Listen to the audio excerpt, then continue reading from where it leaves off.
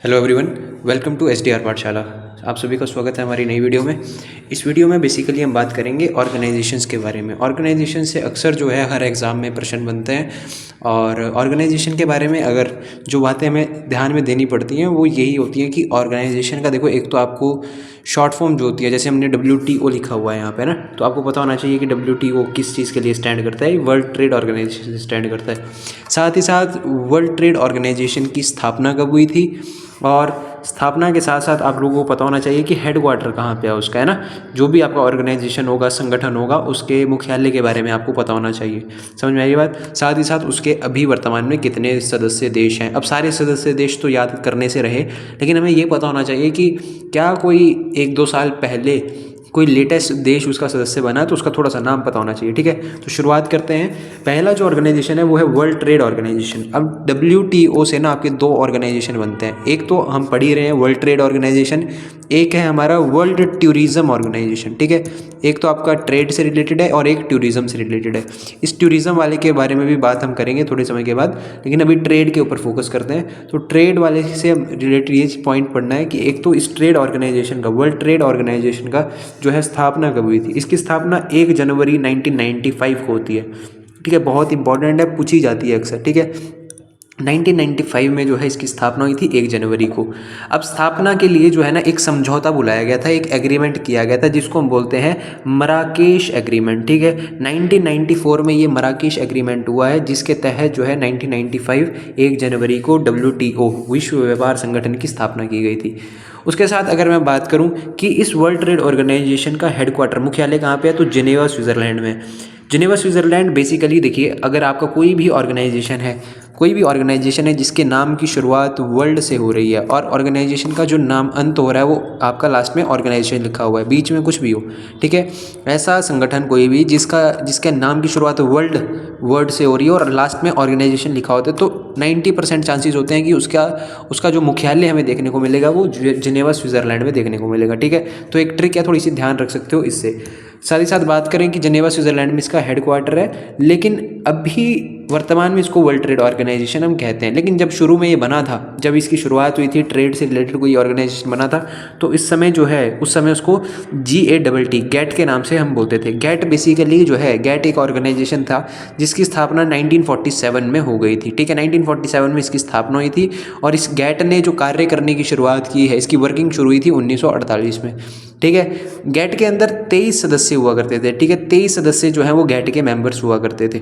साथ ही साथ इस गैट की फुल फॉर्म है general agreement on trade and tariff. ये इंपॉर्टेंट है, पूछी जाती है। अच्छा, ये भी प्रश्न पूछा जाता है, वर्ल्ड ट्रेड ऑर्गेनाइजेशन का पुराना नाम क्या है, तो GATT गैट था। ठीक है भाई, general agreement on trade and tariff. Tariff क्या होता है, जब भी कोई देश बाहर से किसी सामान को मंगवाता है, जिसको हम बोलते हैं इम्पोर्ट। ठीक है, जब भी कोई देश बाहर से किसी सामान को इम्पोर्ट करेगा तो उसके ऊपर थोड़ा सा टैक्स कटता है।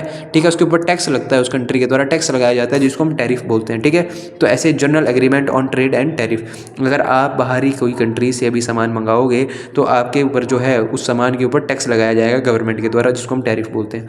तो ये गैट हुआ करता था पहले, इसमें 23 सदस्य देश हुआ करते थे। वेरी वेरी इंपॉर्टेंट है। ठीक है, अभी वर्तमान में वर्ल्ड ट्रेड ऑर्गेनाइजेशन के अंदर 166 सदस्य हैं। ठीक है, 166 सदस्य इसके अभी वर्तमान में मेंबर्स हैं। साथ ही साथ अभी वर्ल्ड ट्रेड ऑर्गेनाइजेशन के DG जो हैं, डायरेक्टर जनरल जो हैं, उनका नाम है नगोजी ओकोंजो इवेला।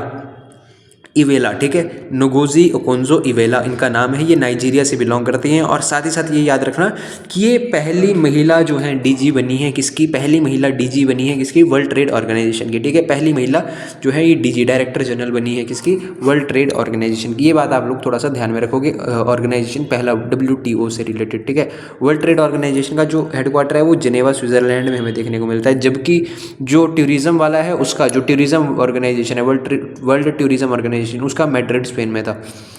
उसके अलावा नेक्स्ट बात करते हैं सार्क के बारे में। सार्क के बारे में बात करें तो सबसे पहले फुल फॉर्म पता होनी चाहिए सार्क की है क्या। इसको हम बोलते हैं दक्षिण एशियाई क्षेत्रीय सहयोग संघ, मतलब कि आपका south Asian association for regional corporation. तो ये साउथ एशियन एसोसिएशन है जो रीजनल कॉरपोरेशन के लिए, इसकी जो स्थापना है, इसको इस्टेब्लिश किया गया था 8 दिसंबर 1985 को। ठीक है, 1985 8 दिसंबर को जो है इसकी स्थापना हुई थी। अब याद क्या रखना है कि इसकी जो स्थापना हुई है ये ढाका बांग्लादेश में हुई है। ठीक है, स्थापना तो ढाका बांग्लादेश में हुई है, लेकिन जो इसका हेडक्वार्टर है ये काठमांडू नेपाल में है। भाई ये बात इंपॉर्टेंट है सार्क के बारे में। सार्क की जो स्थापना है पूछ ली जाती है कई बार, कहाँ पे हुई है? ढाका बांग्लादेश में, लेकिन जो इसका हेडक्वार्टर है वो नेपाल के काठमांडू में हमें देखने को मिलता है। अभी बात करें सार्क के अंदर 8 मेंबर्स हैं, ठीक है, 8 तो मेंबर्स हैं और साथ ही साथ 9 ऑब्जर्वर कंट्रीज़ हैं। ऑब्जर्वर कंट्रीज़ वो होती हैं जो बेसिकली अभी आप सार्क के कार्य को ऑब्जर्व कर रही हैं। हो सकता है कि आगे आने वाले समय में जो है ये 9 में से कोई कंट्री जो है मेंबर बन जाए। तो अभी वर्तमान में सदस्य हैं 8, ठीक है, 8 सदस्य हैं। इन 8 सदस्यों से प्रश्न बनते हैं, तो इसके लिए एक ट्रिक लिखी गई है MBBS पेन। M से बन जाएगा आपका मालदीव्स, B से बन जाएगा बांग्लादेश, B से बन जाएगा भूटान, S से बन जाएगा आपका श्रीलंका, उसके बाद पाकिस्तान, A से अफगानिस्तान। अफगानिस्तान इसका लेटेस्ट मेंबर बना है अभी 2007 में, ठीक है। लास्ट जो मेंबर सार्क में ऐड हुआ है ये है आपका अफगानिस्तान 2007 में। उसके बाद आएगा I से इंडिया और N से आपका नेपाल। तो ये आपके 8 मेंबर्स हैं, जिसकी ट्रिक है आपकी MBBS करते हुए बहुत जो है दुख आता है, पेन आती है, ठीक है, परेशान हो जाता है इंसान, ठीक है। तो इतनी पढ़ाई होती है, तो इससे ट्रिक बना सकते हैं MBBS पेन, जिससे हमें क्या याद रह जाएंगे? सार्क के मेंबर्स याद रह जाएंगे, 8 मेंबर्स याद रहेंगे, ठीक है भाई। ध्यान रखना भारत इसका सदस्य है, सार्क का सदस्य भारत है, ठीक है भाई। उसके अलावा नेक्स्ट जो आएगी भाई ये है आसियान। आसियान की बात करें तो आसियान की फुल फॉर्म होती है association of south east Asian Nations, ठीक है, association of south east Asian nation, ठीक है। अगर इसके हेडक्वार्टर की बात की जाए कि आसियान का हेडक्वार्टर कहाँ पे है, तो ये जकार्ता इंडोनेशिया में देखने को मिलता है, ठीक है। इसकी स्थापना जो है 1967 में हो गई थी। आसियान से ये बात आप थोड़ा ध्यान में रखोगे कि हेडक्वार्टर तो देखो पहले पूछा भी गया, जकार्ता इंडोनेशिया। अभी इसकी स्थापना जो है 1967 में की गई थी। अभी वर्तमान में कितने सदस्य हैं आसियान में? आसियान में भी वर्तमान में जो है 10 सदस्य हमें देखने को मिलते हैं, जिनको याद करने की एक ट्रिक है MBBS। ये इसकी भी ट्रिक जो है MBBS से ही शुरुआत हो रही है, ठीक है, लेकिन यहाँ पे हर एक जो है वर्ड का थोड़ा सा मतलब अलग हो जाएगा। MBBS, उसके अलावा टीवी पे हम क्या देखते हैं? IPL, और देखने को बोलते हैं C, ठीक है। तो MBBS TV IPL C, ठीक है, इससे आप याद रख सकते हो आसियान के देश। MBBS का बन जाएगा, देखिए एक तो मलेशिया, M से बन रहा है मलेशिया, उसके बाद B से बन रहा है ब्रुनई, B से बन जाएगा फिर बर्मा कहाँ पे आता है? म्यांमार। तो ठीक है, यहाँ पे B से हमने बर्मा लिख दिया, लेकिन हमें पता होना चाहिए कि बर्मा जो है म्यांमार में आता है, तो म्यांमार इसका सदस्य है। उसके बाद S से बन जाएगा सिंगापुर, TV से बनेगा आपका एक तो थाईलैंड और दूसरा वियतनाम।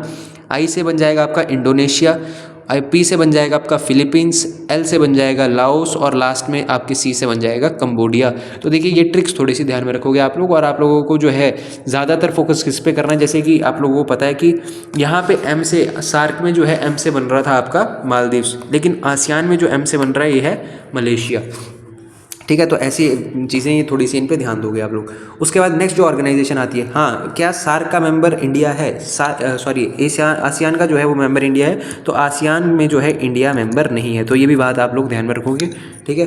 उसके बाद अब देखते हैं बिम्स्टेक होता है आपका Bay of Bengal initiative for multi sectoral technical and economic corporation. Full form पता होनी चाहिए, फुल फॉर्म से भी प्रश्न बन जाते हैं आजकल, ठीक है, जैसे पुलिस वगैरह के एग्जाम में ये बन सकता है, Bay of Bengal initiative for multi sectoral technical and economic corporation, ठीक है। बिम्स्टेक का हेडक्वार्टर बात करें तो हेडक्वार्टर जो है इसका ढाका बांग्लादेश में है, ठीक है, ढाका बांग्लादेश, जहाँ पे हमारे जो है सार्क की स्थापना हुई थी ढाका बांग्लादेश में, वहाँ पे बिम्स्टेक का क्या है? हेडक्वार्टर है, और इसकी स्थापना जो है 1997 में हुई है। आसियान की 1967 में थी, इसकी कहाँ पे है? इसकी हुई थी 1997 में, ठीक है। मेंबर्स अभी वर्तमान में कितने हैं? तो मेंबर्स जो है 7 सदस्य हैं आपके बिम्स्टेक के अंदर, 7 सदस्य हैं, जो कि हम नाम से याद रख सकते हैं कि जैसे बिम्स्टेक में B से बन रहा है आपका बांग्लादेश, I से बन रहा है इंडिया, तो इंडिया भी सदस्य है किसका? बिम्स्टेक का।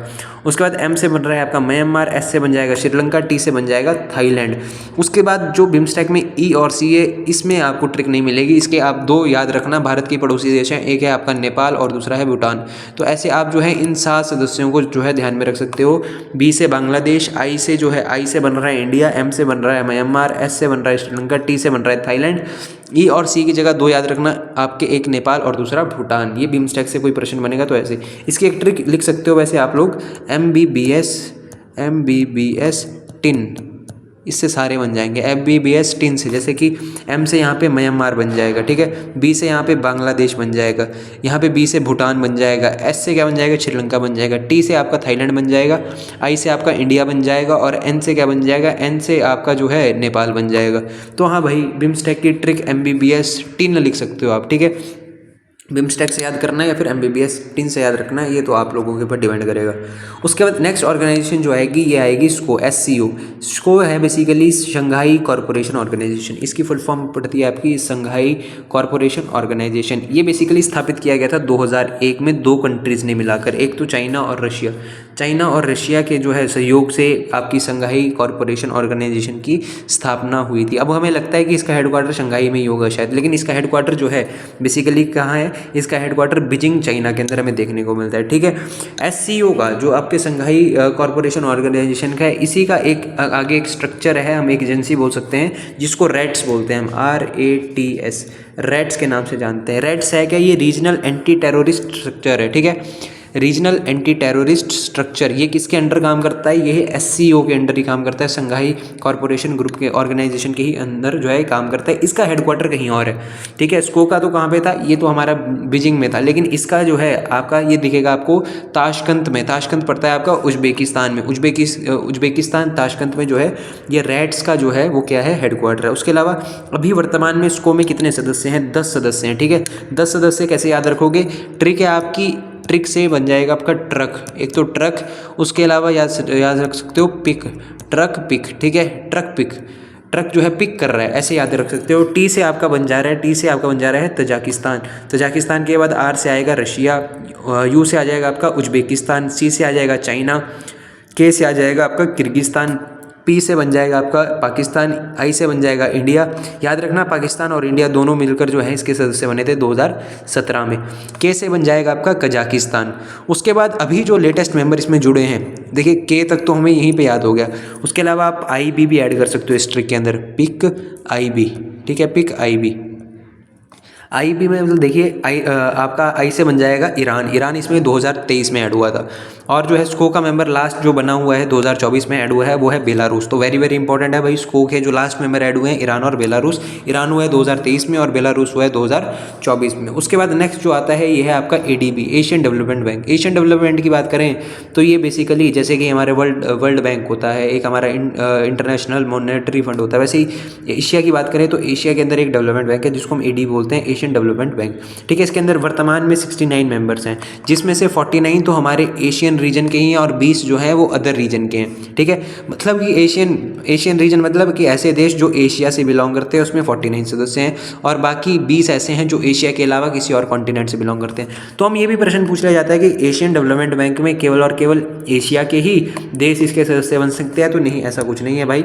यहाँ पे हमें देखने को मिल रहा है कि 20 जो है अलग कंट्री के भी जो है इसमें सदस्य बने हुए हैं। साथ ही साथ एशियन डेवलपमेंट बैंक के हेडक्वार्टर कहाँ पे, तो ये फिलीपींस में, फिलीपींस के मंडल योंग में है। ये बात याद रखना, कई बार फिलीपींस नहीं दिया होता, डायरेक्टली स्थान पूछ लेता है, तो मंडल योंग में है। ठीक है, स्थापना कब हुई थी ADB की, तो स्थापना जो है इसकी 1966 में हुई थी। आज के लिए लास्ट बात करेंगे, हमारा 7वां है यूरोपियन यूनियन। यूरोपियन यूनियन से याद रखना कि यूरोपियन यूनियन की जो स्थापना है ये 1 जनवरी 1958 को हुई थी। ठीक है, 1958 को हुई थी। उसके अलावा कौन सी संधि के तहत हुई है, तो रोम की संधि, ट्रीटी ऑफ रोम के जो है तहत जो है यूरोपियन यूनियन की स्थापना की गई थी। हेडक्वार्टर कहाँ पे अभी वर्तमान में यूरोपियन यूनियन का, तो ये ब्रुसेल्स बेल्जियम में हमें देखने को मिलता है। ठीक है, ब्रुसेल्स बेल्जियम में अभी वर्तमान में जो है इसके अंदर 27 मेंबर है। पहले देखिए इसमें 28 मेंबर हुआ करते थे, अभी इसके मेंबर जो है वो 27 हो चुके हैं। हुआ क्या था कि बीच में जो है 2020 में जो है 2020 में आपके यूरोपियन यूनियन से जो है यूरोपियन यूनियन का ब्रिटेन जो सदस्य था उसने सदस्यता छोड़ दी थी। ठीक है, ब्रिटेन के द्वारा जो है आपके यूरोपियन यूनियन की सदस्यता 2020 में छोड़ दी गई थी। जो ये 2020 में आपके ब्रिटेन ने एग्जिट किया था ना, इसको ब्रेग्जिट कहा जाता है। ठीक है, ब्रेग्जिट, ये ब्रेग्जिट कब हुआ था, 2020 में हुआ था। याद रखना यूरोपियन यूनियन से रिलेटेड है ये ब्रेग्जिट वर्ड। ब्रेग्जिट वर्ड हुआ क्या था कि इसमें ब्रिटेन ने जो है यूरोपियन यूनियन की सदस्यता को छोड़ दिया था 2020 में। ठीक है, अभी वर्तमान में कितने हैं, 27 मेंबर्स हो चुके हैं इसके। साथ ही साथ ब्रुसेल्स बेल्जियम में इसका हेडक्वार्टर है और इस यूनियन को जो है 2012 में नोबेल पुरस्कार भी मिला है। तो वेरी वेरी इंपॉर्टेंट है भाई पॉइंट, यहाँ से तो प्रश्न बन सकता है कि हाँ भाई यूरोपियन यूनियन को नोबेल पुरस्कार कब दिया गया था, इसको 2012 में दिया गया था। ठीक है, साथ ही साथ 2002 में जो है एक स्कीम यूरोपियन यूनियन लेकर आया था जिसको हम यूरोजोन बोलते हैं। अब यूरोजोन पता क्या है कि यूरोजोन के अंदर ये यूरोजोन स्कीम जो 2002 में आई थी, इसमें यूरोपियन यूनियन ने ये कहा था कि जो भी देश जो है यूरो जोन का सदस्य बनना चाहता है, ठीक है, यूरो जोन का, एक यूरोपियन यूनियन तो अलग बात होगी, लेकिन यूरो जोन क्या है, यूरो जोन का जो भी सदस्य बनना चाहता है उस कंट्री को यूरो को अपनी कैपिटल बनानी पड़ेगी। जैसे कि अभी भारत की जो है करेंसी क्या है, रुपीज़ है, तो अगर भारत यूरो जोन का सदस्य बनना चाहता है तो उसे रुपीज़ छोड़कर जो है क्या करनी पड़ेगी, करेंसी एक्सेप्ट यूरो जो है करेंसी अपने यहाँ पे चलानी पड़ेगी। तो ऐसी एक स्कीम लेकर आया था जिसके अंदर 20 देशों ने जो है यूरो को अपनी करेंसी एक्सेप्ट किया था। तो बोल सकते हैं कि यूरो जोन में भी वर्तमान में कितने सदस्य हैं, 20 सदस्य हैं, ठीक है। लास्ट जो सदस्य बना है ये है क्रोशिया। क्रोशिया जो है इसका लास्टली सदस्य बना है। होपफुली आप लोगों को इतनी ऑर्गेनाइजेशन के बारे में समझ आया होगा, आप लोगों को जो है ये पॉइंट्स अच्छे लगे होंगे। आप जैसे मैंने नोट्स तैयार किए हैं आप बिल्कुल इसी फॉर्म में अपने नोट्स को लिख सकते हो, तैयार कर सकते हो, ठीक है। हमारी वीडियोज़ के साथ बने रहिए और साथ ही साथ पहले भी जो वीडियोज़ मैं अपलोड कर चुका हूँ उनको भी देखिए, वहाँ से भी जो है उन वीडियोज़ का भी बेनिफिट उठाइए। तब तक के लिए जय हिंद, जय भारत।